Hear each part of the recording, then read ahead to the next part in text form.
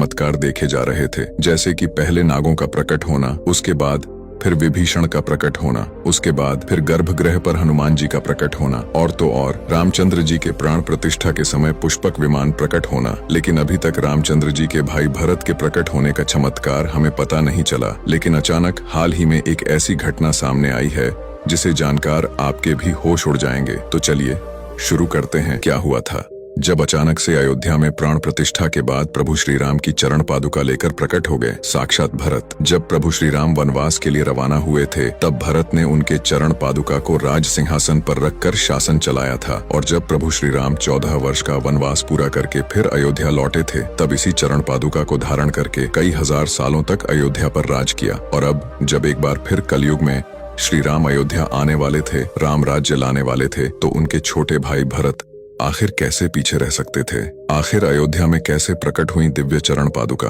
सच्चाई जानकर आपके भी होश उड़ जाएंगे। वीडियो में आगे बढ़ने से पहले अगर आप भी एक सच्चे राम भक्त हैं तो वीडियो को लाइक करें और कमेंट बॉक्स में जय श्री राम सच्चे भक्त ही लिखे।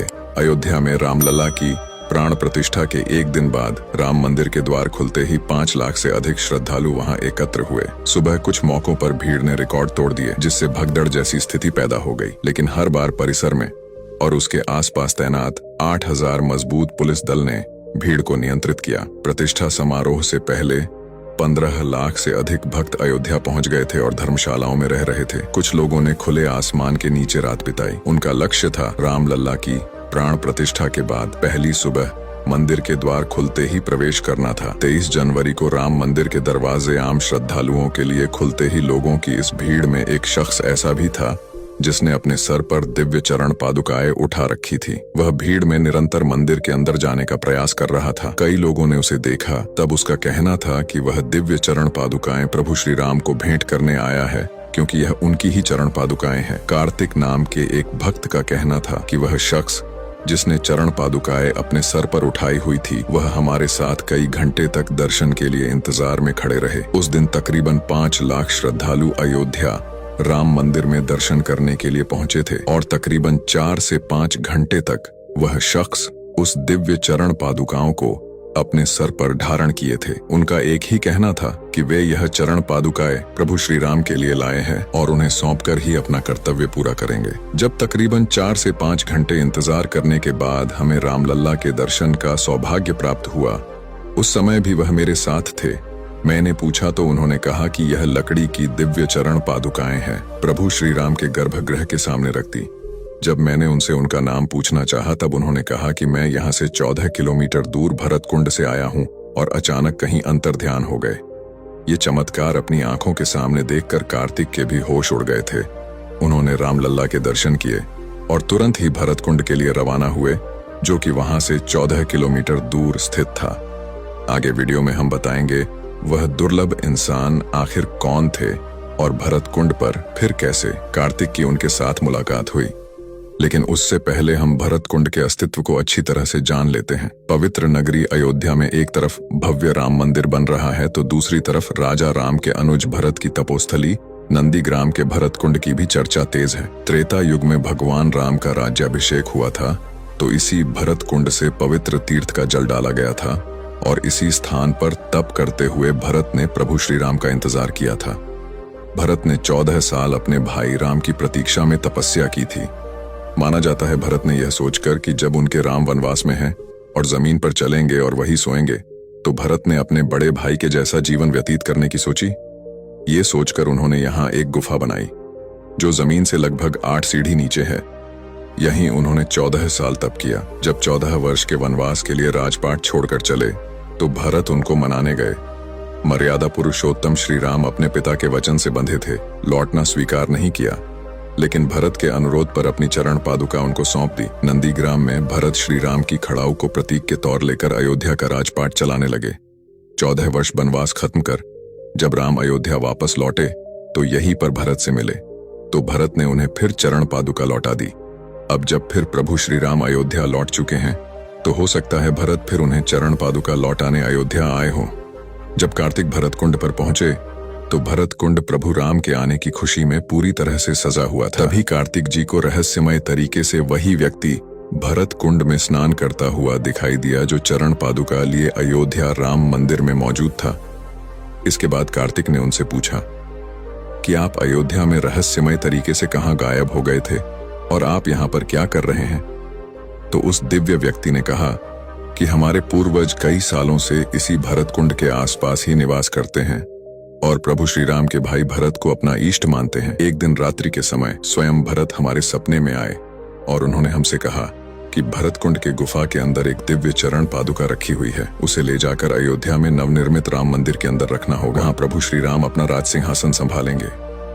जब हमारी आंखें खुली तो स्वप्न अनुसार अपने राजा का आदेश मानते हुए हम उस चरण पादुका को अपने सिर पर रखकर अयोध्या धाम के लिए रवाना हुए और जब राम मंदिर आम श्रद्धालुओं के लिए खुल गया तब हमने वह दिव्य चरण पादुकाएं प्रभु श्री राम को समर्पित कर दी। अयोध्या में दिन प्रतिदिन ऐसे कई दिव्य चमत्कार लगातार हो रहे हैं। हाल ही में 22 जनवरी 2024 को अयोध्या के भव्य राम मंदिर में भगवान राम लल्ला की प्राण प्रतिष्ठा हुई। इसके अगले ही दिन लाखों लोग अपने आराध्य के दर्शन को खड़े थे। इसी दौरान एक बंदर भी गर्भगृह में प्रवेश कर गया। श्री राम जन्मभूमि तीर्थ क्षेत्र ट्रस्ट ने ट्विटर पर इसके बारे में जानकारी साझा करते हुए कहा है, वहां तैनात सुरक्षा कर्मियों का कहना है, ये हमारे लिए ऐसा ही है मानो स्वयं हनुमान जी रामलला के दर्शन करने आए। ये घटना 23 जनवरी को शाम के करीब 5:30 बजे की है। उस समय तक करीब 3 लाख श्रद्धालु भक्त रामलला का दर्शन कर चुके थे और करीब 2 लाख श्रद्धालु भक्त बाहर कतार में थे। पहले दिन 5 लाख से अधिक भक्तों ने राम मंदिर में दर्शन किया। ट्रस्ट की ओर से किए गए पोस्ट में बताया गया है, एक बंदर दक्षिणी द्वार से गुड़ मंडप से होते हुए गर्भगृह में प्रवेश करके उत्सव मूर्ति के पास तक पहुंचा। बाहर तैनात सुरक्षा कर्मियों ने उसे देखा। वे बंदर की ओर यह सोचकर भागे कि कहीं वह उत्सव मूर्ति को जमीन पर गिरा न दे, परंतु जैसे ही पुलिसकर्मी बंदर की ओर दौड़े वैसे ही बंदर शांत भाव से भागते हुए उत्तरी द्वार की ओर गया। द्वार बंद होने के कारण पूर्व दिशा की ओर बढ़ा और दर्शनार्थियों के बीच में से होता हुआ बिना किसी को कष्ट पहुंचाए पूर्वी द्वार से बाहर निकल गया। वैसे अयोध्या में वानर की इस तरह उपस्थिति की यह कोई पहली घटना नहीं है। राम जन्मभूमि मुक्ति आंदोलन के दौरान कई प्रमुख मामलों पर इसी तरह वार्नर की उपस्थिति देखी गई है। इसी बीच रामलला की मूर्ति बनाने वाले प्रसिद्ध मूर्तिकार अरुण योगीराज एक ऐसे चमत्कार के बारे में बताया जिसे उन्होंने खुद मूर्ति बनाते वक्त महसूस किया। राम मंदिर प्रतिमा निर्माण करने वाले कर्नाटक के मशहूर मूर्तिकार अरुण योगीराज ने ऐसी बात कही है जिस पर आप भी हैरान हो जाएंगे। उन्होंने कहा है कि नवनिर्मित राम मंदिर के गर्भगृह में जो मूर्ति लगाई गई है वह उन्होंने नहीं बनाई। दरअसल वे बात को अलग तरीके से कह रहे हैं। उन्होंने कहा कि गर्भगृह के बाहर तक उनकी मूर्ति की छवि अलग थी, लेकिन जैसे ही मूर्ति को गर्भगृह में प्रवेश कराया गया उसकी आभा ही बदल गई। इसे मैंने भी महसूस किया। मैंने गर्भगृह में अपने साथ मौजूद लोगों को भी इस संबंध में कहा था कि यह दैवीय चमत्कार है या कुछ और, लेकिन मूर्ति में बदलाव हो गया था। एक टीवी चैनल को दिए गए इंटरव्यू में अरुण योगीराज ने कहा कि मेरे पूर्वजों की 300 सालों की तपस्या का यह परिणाम है। मुझे शायद ईश्वर ने इसी कार्य के लिए धरती पर भेजा था। मैं इस जन्म में भगवान श्री रामलला की मूर्ति बनाऊं।